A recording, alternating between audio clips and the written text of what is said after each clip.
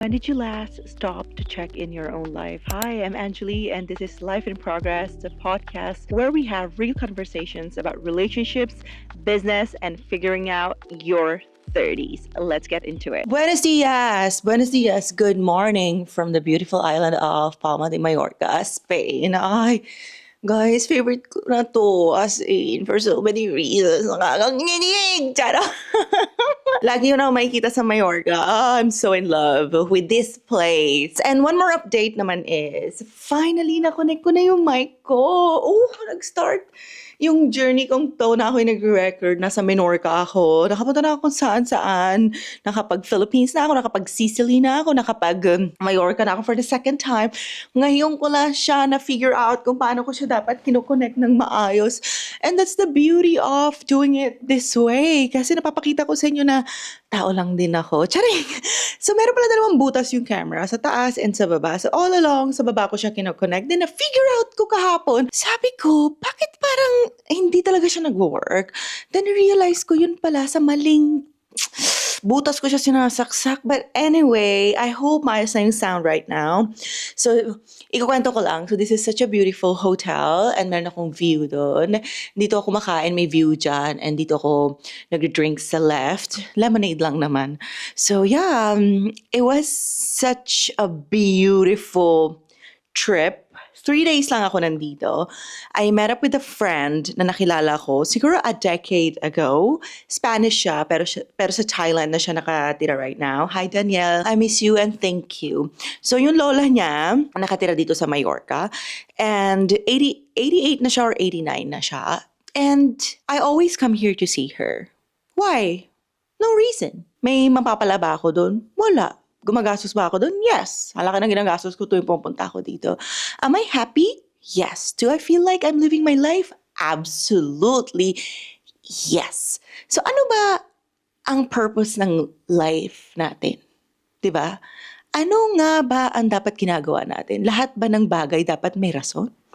Lahat ba ng bagay kailangan may justification?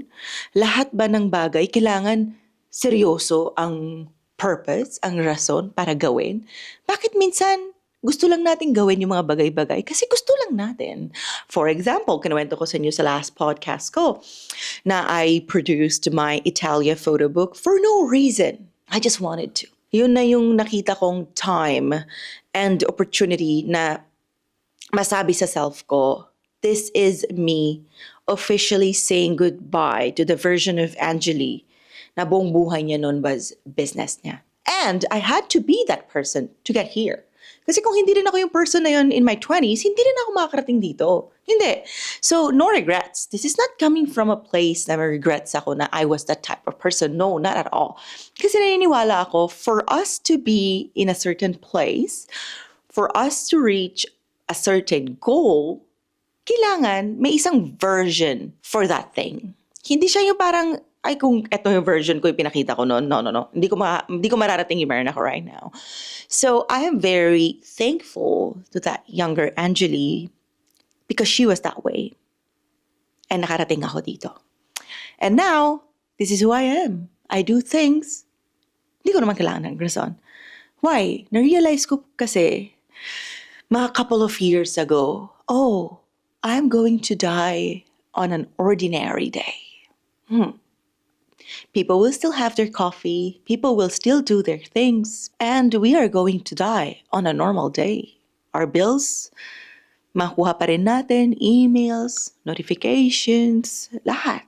So yung world parang continuous siya. Tapos one day, wala na pala tayo. When we use that mentality to live life, everything changes. So saan ko ba yung nakuha yung mentality na yon? When my dad died, when I was 13, na-realize ko parang, ganito pala ang buhay.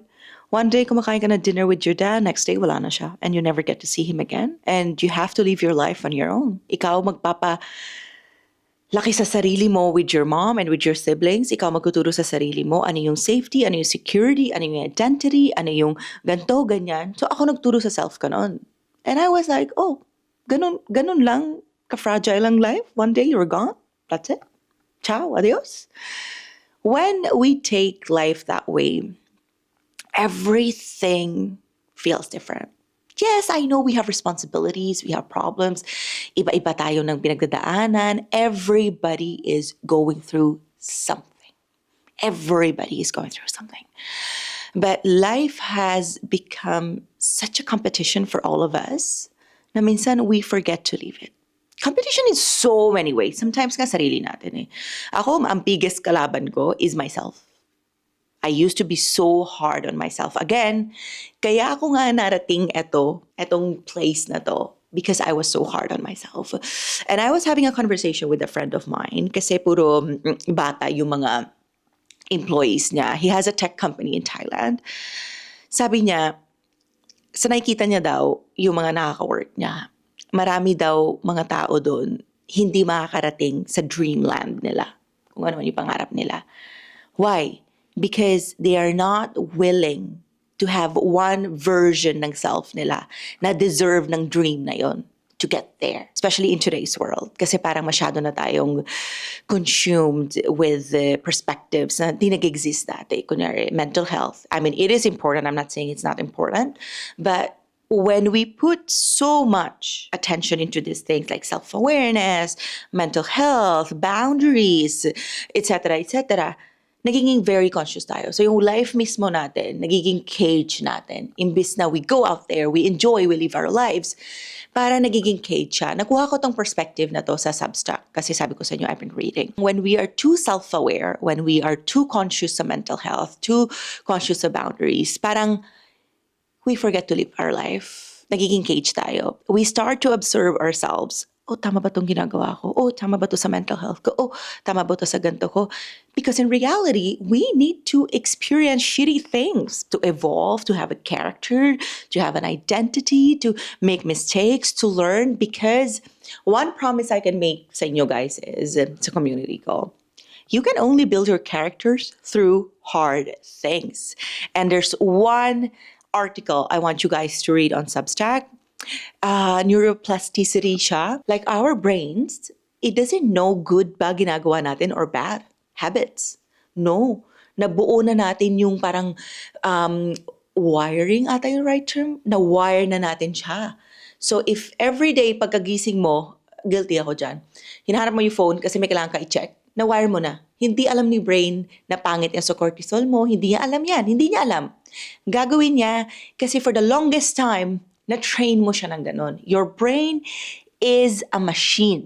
Kung ano yung feed mo sa kanya, yun yung gagawin niya. Hindi niya alam yung doom scrolling pala is bad for you. Hindi niya alam yan. Ayaw daw ng mga bata gumawa ng mga hard things because they just quit. Kasi mas na-expose sila sa mga gantong perspectives compared sa millennials na katulad ko. Sa panahon ko, wala naman nun mental health, ganyan, no? Basta ang alam ko nun, babangon ako, gagawin ko yung trabaho ko, mag-show up ako because I had a goal.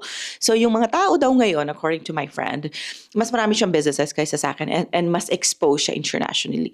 So ang na-observe niya daw, people don't want to tolerate. Siyempre, we're not generalizing. So that means medyo maliit yung chances nila makarating sa dream life nila. That's why a lot of people are just living paycheck to paycheck because people have become so aware of these things na yun na yung naging cage nila. That was a very, very good perspective. So if may time kayo this weekend, basahin nyo to Neuroplasticity, How to Rewire Your Brain. Apparently pala na-realize ko after ko mabasa yon, when we do hard things, doon nabubuo yung courage natin. Doon nabubuo yung vision natin na parang, oh my God, I want that, I will get it. Hindi siya yung parang with tiny actions. No, apparently.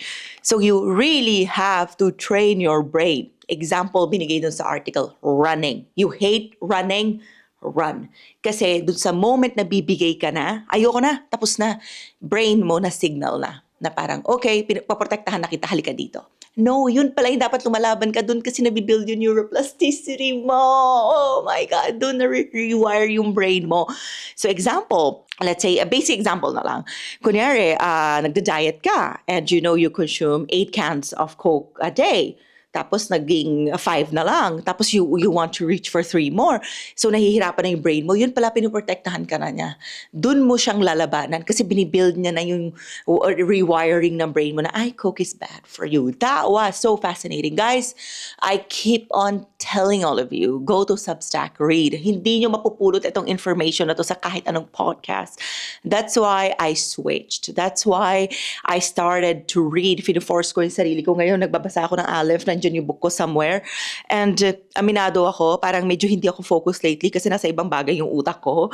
And hanggang 20 pages lang kaya ko basahin. Usually, I can read like half of the book, like saglitan lang. Pero ngayon, hindi ako focused. So para sa ko, ayoko ma-rewire yung brain ko ng ganito. Ayoko talaga ma-rewire yung brain ko na parang distracted, ganyan-ganyan. Kasi in today's world, lahat distractions eh. You have to train yourself to be tough. Like, no. I will do things, but I have to train myself too. Bakit kailangan natin gawin yung mga bagay-bagay?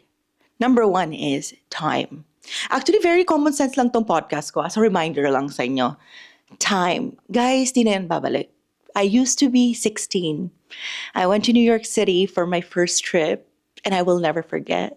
I landed in JFK. Imagine niyo, I was 16. I rode Cathay Pacific. Oh my God, I still remember. It was such a big plane. So, nag-stop over ako sa Hong Kong. Okay, hanap-hanap. Okay, ito yung flight. Okay, nasaan? Kinakabahan ako, nakabackpack pa ako noon.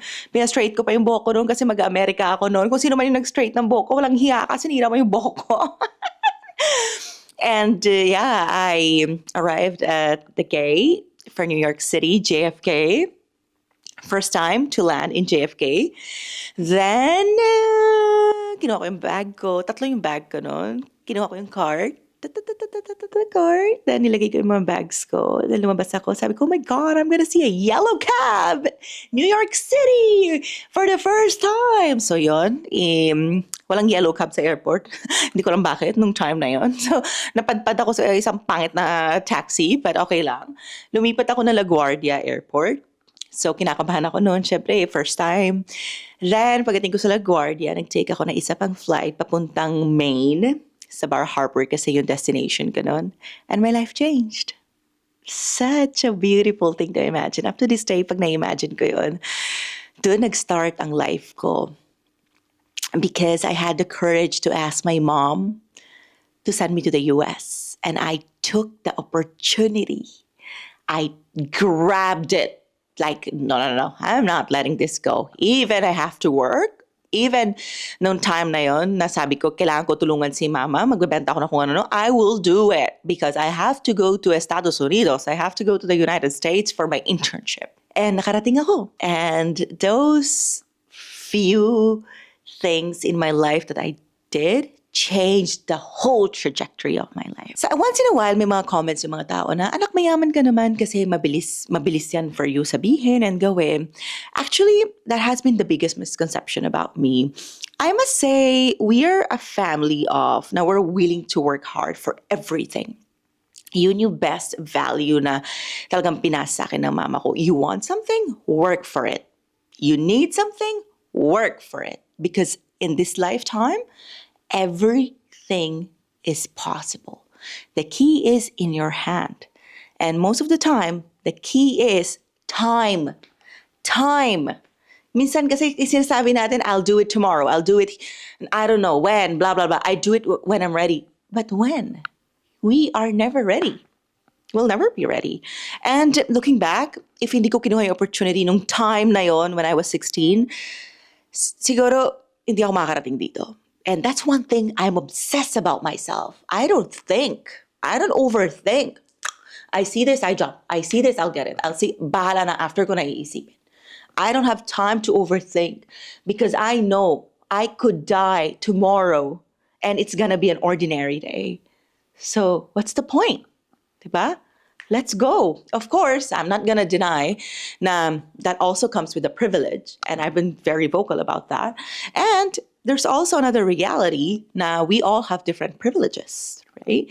So yeah, that changed my life. That changed my life. And up to this day, I'm the same person. I take every opportunity kahit 10,000 pesos lang kikitain ko dyan, I'm gonna take it. Siyempre, unless na lang in-exploit ka, may malaking difference naman yun, di ba? And alam ko, at this age, if masyadong malaki yung cost na isang bagay, I don't want to do it. And I'm okay with that. But if the cost is I'm gonna learn, I'm gonna enjoy, I'm gonna have fun, and I'm gonna have the best time, let's go. So adulting for me boils down to, like when I was younger, I would just do things out of I was in awe. But now I'm in my 30s. I have the knowledge, I have the resources, I have money now, I have the wisdom, I have the experience. Now, I ask myself, okay, if I take this risk, ang cost ba nito, hindi ako makapag-gym, hindi ako makapag-ganto, hindi ako makapagkain ng enough protein, yung cost ba? Okay ba? Gawin ko ba? Okay, let's go. But if hindi, I stay home. I do things na na-enjoy ko sa daily routine ko. Like example, next month, I'm going to Africa. Di ko pinag-isipan. I just saw it. I was like, ano cost na to? 2 weeks ako di makakapag-gym ng maayos. And magkaka-period ako. Hindi ako makakain ng maayos. But whatever, that's Africa. I'm gonna have the best time of my life. I'm gonna create so much content. I will be able to use my big lens again. I will be happy. And the cost is parang okay lang if hindi ako makapag-workout. So, those are the strategies I'm trying to pass on sa inyo, guys, na baka makahelp sa inyo. When you are trying to do things, like we're talking about living your life, always make sure, habang tumatanda kayo, alam nyo ano yung cost. Kasi kapag bata tayo, 20 tayo, di ba, 16, ganyan, hindi natin iniisip yan eh. Kasi wala tayong kahit ano eh. Parang, there's nothing to lose, di ba? So try lang na try.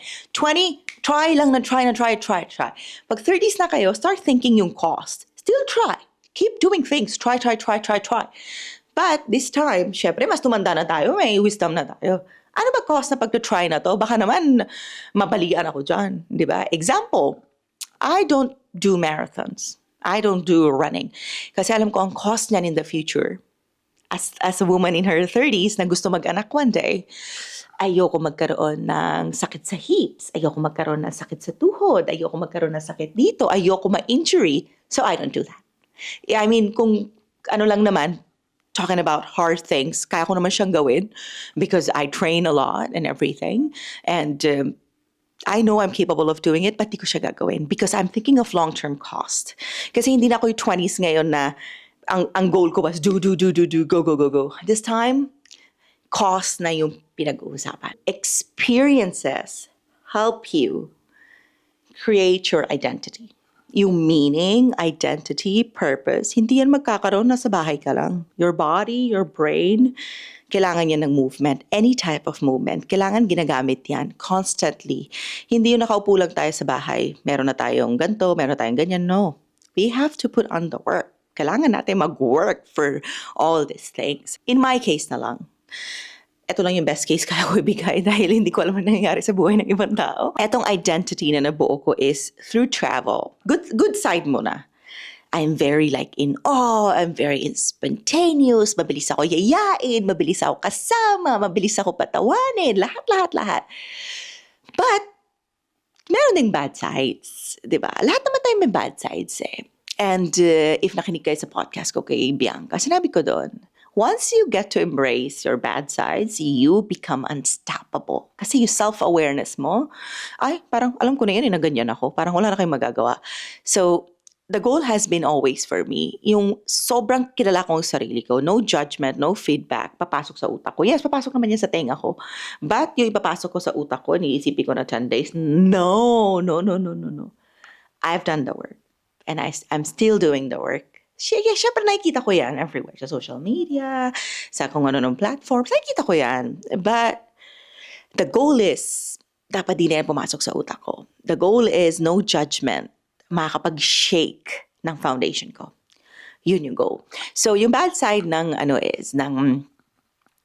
paano ko nabuhay identity ko is, I sort of became very cautious kung kanino ko binibigay yung kindness ko, kanino ko binibigay yung access.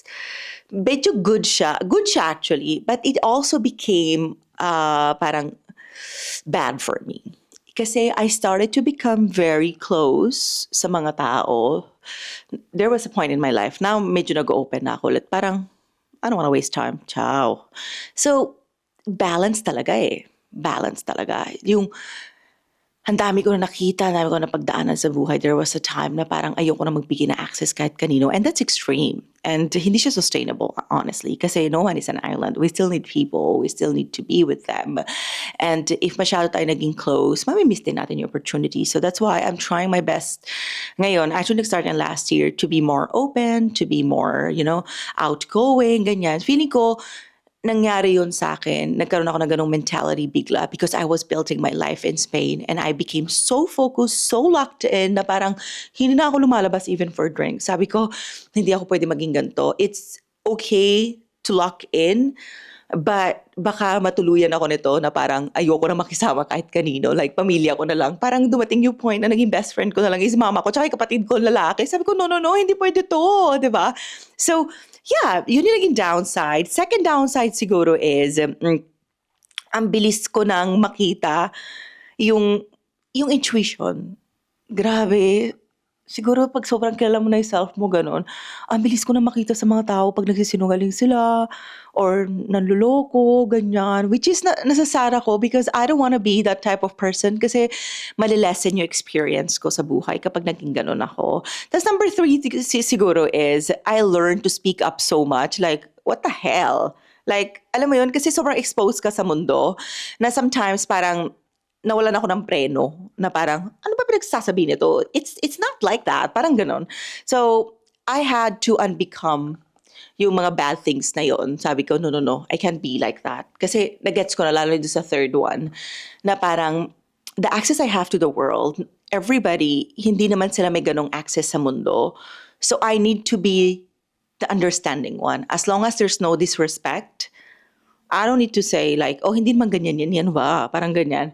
So, yeah, I had to change those things. Kasi nabubuo mo yan. The more kasi nakikilala mo yung mundo, the more na nawawala ka sa comfort zone mo, mas nare-realize mo na parang mali yung sinasabi ng someone. Does it make sense ba? And I've learned na I don't need to correct them. I don't need to tell them. Kasi parang yun din yung isang bad side ko as an eldest daughter. May mga kapatid ako. I'm so used to like telling them, oh, wag ganyan, ganito dapat, ganyan. So sometimes daladala ko siya. And as a leader, as someone na may 70 na employees, so daladala ko siya. Kasi parang na-rewire na yung brain ko na gano'n. Naka-wire na siya na parang, na yun yung role ko. Pero na-let go ko na yun. Naayos ko na yun na parang, I don't need to be like that. I don't need to fix anybody. Buhay nila yan. Even sa mga kapatid ko, gano'n ako. It's been 2 years or more than a year na para sabi ko, buhay nyo naman yan. So there was a day na nagtatalo kami ng mga kapatid ko, ganyan. So sinagot ko na lang doon, buhay nyo naman yan. Pera nyo naman yan. Kung ano gusto nyo gawin, edi go. So parang doon ko na-realize na parang, na-let go ko na yung ganong bad side ko. So, what am I trying to say here? Life is a continuous progress. Yung mga things na akala nyo nag-work dati, hindi na siya nag-work ngayon, that is okay. And kung nahihirapan kayo tanggapin na dati itong version ko, itong identity ko nag-work, bakit ngayon parang hindi na siya nag-work? That is normal because you're growing. You're like a plant. Mag-shed kayo, magkakaroon kayo ng bagong leaves, and it's gonna keep going until we die. You have to accept that. Na yung mga things na gusto nyo about yourself dati, hindi nyo na siya gusto ngayon. Like yung dati, tinutulungan ko yung mga tao, ay, ayusin natin to. Hindi tama yan, hindi ganyan yan. So, meron ako i-share na isang story. I have this friend, Candice name niya. Lagi kami nag-aaway niyan dati. Mas matanda siya sa akin ng, I think, ng 13 years or 12. Pero, ako yung parang mas matured sa friendship namin. I used to be so frustrated sa mga actions niya. I was like, you're not gonna change, whatever. Hanggang sa dumating na lang, I just accepted her na lang. And alam niya din, tama ako, na mali yung ginagawa niya.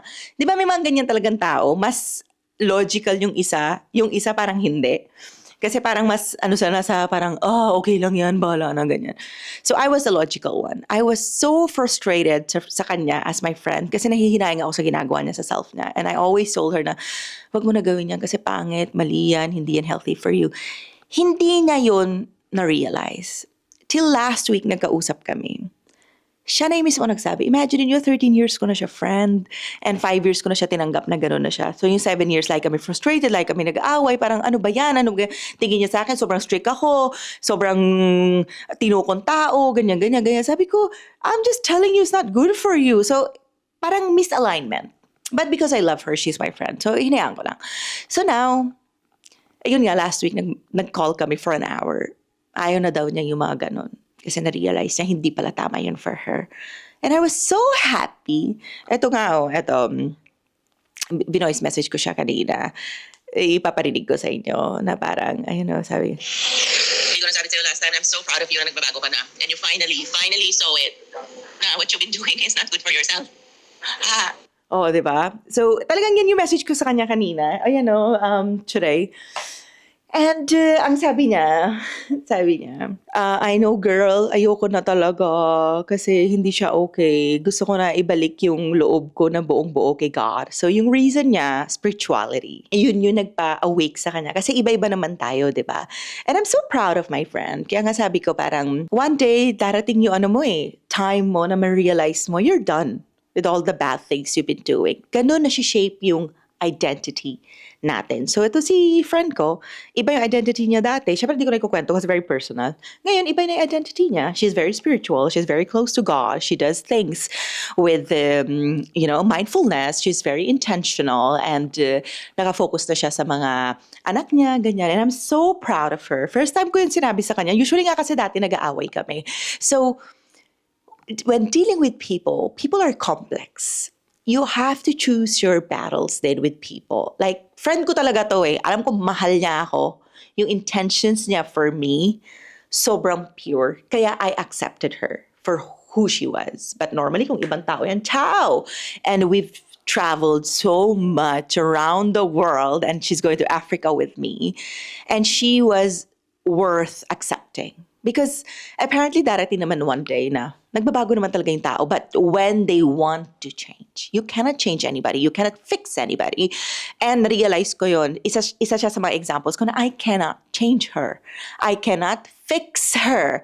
Kahit gaano ka grabe yung frustration ko. And dumating na yung day. Today was the day. Last week was the week when she finally decided to let go and change. And I'm just so happy. So, ganun talaga. May mga bad things tayo about ourselves na ayaw natin na today, and we are ready to change. So going back, we just have to rewire our brain that we are ready to do the hard things because we are ready to change our identity. Number 3 naman is on avoidance. Maraming tao gumagawa nito kasi ito yung mga tanong na nakikita ko sa social media how do you travel alone? How do you travel solo? Where do you get the courage to do this, to do that?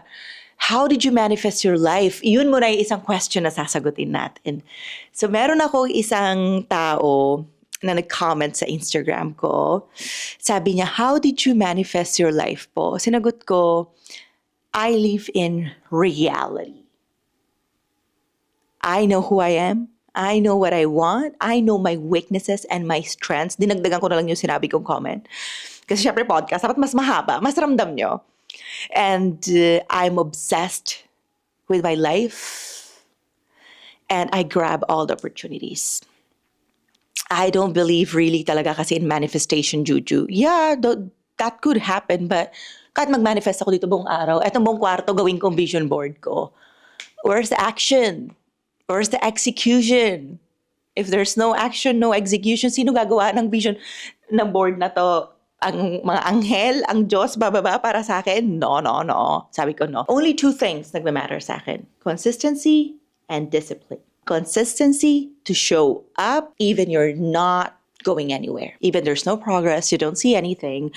Like you're asking yourself, wala naman nangyayari. Bakit ba itong ginagawa? That's what I believe in. Number 2, discipline. Discipline to stay grounded. Yun lang. Discipline to believe things are going to work out. Yun lang. Yun lang ang pinapaniwalaan ko. No type of TikTok video, Instagram video can brainwash me that I can manifest my life. No. I can live my life only if I walk out of this room and actually move my ass. Do things. Throw myself doing hard things. Throw myself trying to grab new opportunities. That is the only time I can have the life I want. I can cut photos of whoever. Ilagay ko, araw-araw yun yung makikita ko. No. If I don't even have the will to do things, kahit anong gawin ko, it's not gonna work out. So if you are that type of person na nakaka-resonate kayo sa akin, we're all about actions. I need actions. Execution. Yan din yung sinabi ko sa isang co-workmate ko. Sabi ko, you are doing so many plans on this Excel sheet.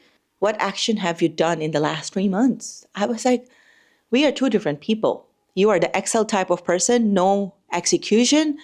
And I am the type of person, I'm all actions. I don't have an Excel sheet. I just have a list. Bang, bang, bang, bang, bang, bang. So, hindi ko alam ano mangyayari sa amin dalawa. And I'm willing to work on it. But all these Excel sheets, ganto, ganyan, ganyan, without execution, wala yan for me. And wala tayong mangyayari. And I'd rather be that person na nagtitake ng actions, nag-learn sa failures, kaysa naging Excel sheet na lang or naging Canva na lang or naging vision board na lang. Because one day, I don't want to be looking at that vision board na kasing laki nitong pader. Ano nagawa ko dito? Wala. But on the other side, even yung mga nagawa ko, may failures, at least may natutunan ako. May knowledge na ako, may backpack na ako na may wisdom na pwede kong gamitin. Ay, na-fail na ako dito, alam ko na yan. Ito yung knowledge. Pwede ko siya ayusin, kaya kong gawin.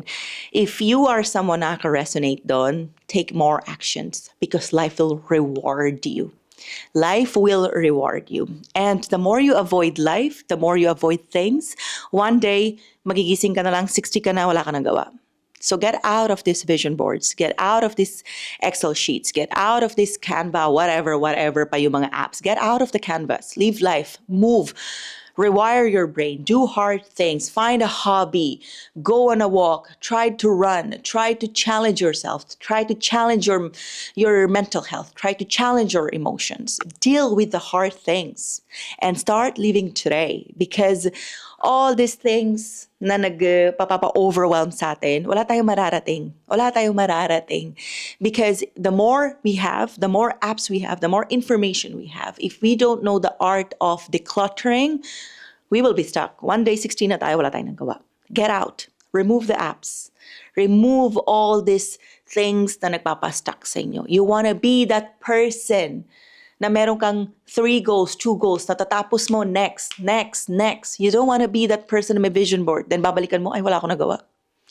You want to be that person who executes. You want to be that person who takes actions. You want to be that person who is confident na matatapos mo yan, magagawa mo yan. And even di mo matapos, you won't have regrets. You will only have lessons. So that's the difference, of a winner. A winner is just a loser who tried one more time. That's my favorite quote because yun yung nakikita ko sa self ko. I am a winner. I used to be a loser who just kept trying and trying, and I'm here right now in Can Alomar, in Mallorca. If I did not try, if na-fail yung isang business ko, umiyak-iyak na lang ako, tapos na, and hindi ko na inulit, wala. I won't be here. I'm just a loser who just tried, never stopped, kept believing in herself up to this day. Motherfuckers. Joke. And no, hindi joke yun. Sinasabi ko talaga yun. And yeah, life has been so good to me because I don't want to avoid it. Good things, bad things, emotions, heartbreaks, failures, rejections. Pwede pakibigay sa akin. Gusto ko yun maramdaman. Doon ko kasi mabubuo yung self ko. Doon ko mabubuo yung things na matuturo ko sa anak ko one day na, anak, halika dito, kapag na-broken-hearted ka, wag mo itetext na isang paragraph yung lalaki. Pabayaan mo siya. So, I was having this conversation with a friend. So, there was a time na sobrang gusto ko yung isang lalaki. Love at first sight ko siya. Hindi ko siya tinext. Nag-text lang ako pag itetext na ako. As in, nandun ako sa places. Sabi ko, ba't ko siya itetext? Sabi ko, he knows that I'm here. I'm not gonna text him. Why? Sabi ko, no. I already gave signals. Naniniwala kasi ako as women. We should only give signals to men. We should never chase them. Ay, sinabi ko din yun sa kanya. Sabi ko, I'm so sorry. The only thing I chase in my life is my dream. That's it. My dreams, plural. Pwede din. Sabi ko, aside from that, don't expect anything from me. Sabi ko, you text, I reply. Aside from just, ako, bahala ka sa buhay mo. Ciao. So, alam niyo yon, parang that thing, sobrang in awe siya. Sobrang, na ano siya, parang sobrang magnetic ko daw na I'm so self-absorbed na parang in a good way. Sabi ko talaga. Sabi ko, paulit-ulit ko sinasabi, ako main character na buhay ko, no? Sabi ko, di ko yun ibibigay sa mga lalaki na kayo maging main character na sa buhay ko. Sabi ko, bahala kayo. Hanggang ngayon, we're still connected. We ended up becoming really, really good friends. Kasi sobrang na-in-awe siya sa personality ko na sabi ko sa kanya, sabi ko, if hindi ka makipagkita sa akin, pupunta ko sa museum, bahala ka. Sabi ko, magbabasa ako ng libro, maghahanap ako ng library. Sabi ko, hindi man end of the world, no? Ganyan, ganyan, ganyan. Tapos tawang-tawa siya na parang sobrang ako, vocal, expressive. And we still remember those days. Sabi ko talaga, parang I don't see kasi the point of, alam mo yun, not talking, not saying things. Sabi ko, di ko naman din makita kilala. Kahit kilala kita, sasabihin ko pa din, bala ka sa buhay mo, di ba? So I hope we become that type of people as we get wiser and older na we have the courage to say things. As long as we're not disrespecting anybody, we learn to communicate in our own unique way. Minsan kasi parang nahihirapan yung mga tao i-embrace yung pagiging unique nila, pagiging weird nila. But that's who you are. That makes you beautiful. That makes you unique. Ako, power ko yun eh. Di ako nag-chase talaga, bahala kayo. Tapos pag na-meet ko nila, sabi ko, hey, I'm so sorry, but I have plans. If you can't meet me, that's okay. Bye-bye, ciao, ciao. Apparently, alam nyo guys, yun yung attracted na attracted yung mga lalaki sa akin. My God, di ko rin alam bakit. Tapos sabi ko, sabi ko lang naman, if wala, di gagawa na ako ng plano, pwede pakisabi na sa akin right now. Kasi sayang oras. We go back to the first one, sayang time. I'm not gonna be in Paris waiting for a man to text me. I'm gonna go for a drink. I'm gonna go picnic under the Eiffel Tower. I'm gonna go this. I'm gonna do this, do that, meet my friend, read a book.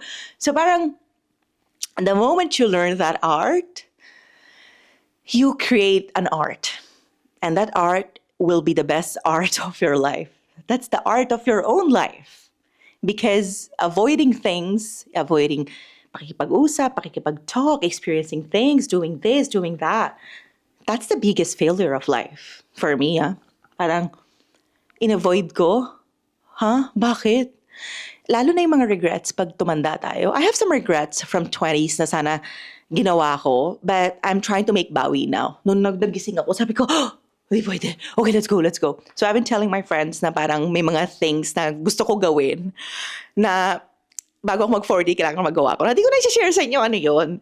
So, ayun, yun yung ko ngayon, mga pag-explore ko. Kailangan matapos ko na yung mga bagay na yun para at least pagdating ko na 41, nasa hacienda na lang ako, doon na lang ako nag-record ng mga podcast. Kasi nagawa ko na, parang tapos na, okay na.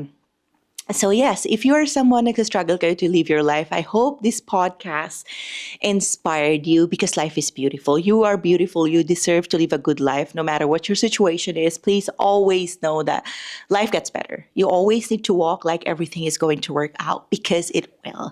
Especially, eto saying na to, I believe that good people always end up with good people, good experiences, good opportunities, and a good life. Because you deserve it. I believe in you. I'm rooting for you. I hope my podcast helps you even 1% every time you listen to it. I hope nakakapagbigay ako sa inyo na kahit konting motivation, inspiration, discipline, consistency, or whatsoever.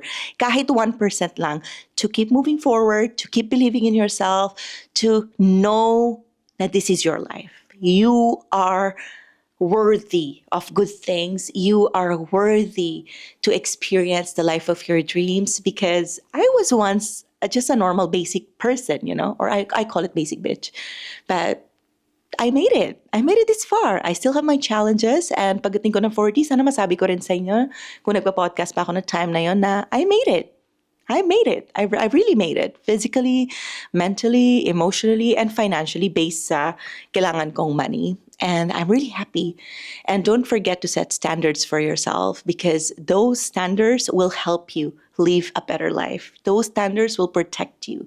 Those standards will land you way more than you deserve. And wag niyo kakalimutan. For you to live your life, you need to prioritize yourself first because you cannot share a good life with others if you don't have a good one first for yourself. That's all for today. Don't forget to follow me on all my socials Angeli Dub, and Instagram of Life in Progress, Life in Progress PH, and on TikTok, Life in Progress Pod. And if you are not yet subscribing pa sa YouTube ko, please hit the subscribe button. And please don't forget to buy my Italia photo book na doon, hindi ko alam na saan. But yeah, nandyan yung Lazada link. Bye! I'll see you in the next one. I hope you enjoyed. Spotlight natin yung outfit ko na very Italian and Espanyola. Guys, pinangarap ko talaga mag-i-Espanyola and Italiana. Bye!